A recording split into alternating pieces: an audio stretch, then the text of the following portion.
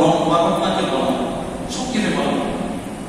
আমরা তো দেখতে পাই হযরত নূহ আলাইহিস সালামের তুফানের কথা কোরআনে আসে। তুফানের ইতিহাসে বড় একটি প্রাচীন, কিন্তু কোরআনের শব্দ ছিল দুইটা, ওয়াকিদাল্লাহ ওয়াকিয়াল্লাহ, দুই শব্দে শেষ। বিশাল বড় একটা ঘটনাকে দুই শব্দে শেষ করেছে। যে কোরআনের বিশাল বড় এটাকে দুই শব্দে শেষ করেছেন, ওই কোরআনে আল্লাহ পাক রব্বুল আলামিন একটা ব্যতিক্রমী বিয়ের কথা বলছেন। যে ব্যতিক্রমী বিয়ের মোহরানা একজন নবীর বাসায় 10 বছর অথবা 8 বছর অথবা 10 বছর থাকতে।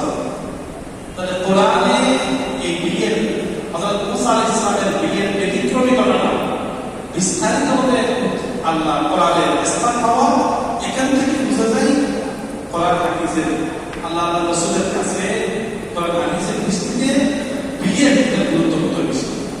তাই আমরা একটা নিকাহে আমরা আসলাম, এইভাবে কোরআনের হাদিসের গুরুত্বকে সামনে রেখে আমাদের বিয়েকে আমরা সহজ করা, ঝামেলা মুক্ত না করা। হাদিসের মধ্যে আছে আযমুন নিকাহি ওয়ারাকা আইসারুহু মাউনা, এইভাবে আমরা চেষ্টা করব আল্লাহ রাব্বুল আলামিন আমাদের সকলকে এই সুন্নাতটা নবী করিম সাল্লাল্লাহু আলাইহি ওয়াসাল্লামের জীবন অনুসারে সাহাবায়ে কেরামের বিয়ের মতো করে আমাদের বিয়ের কাজটা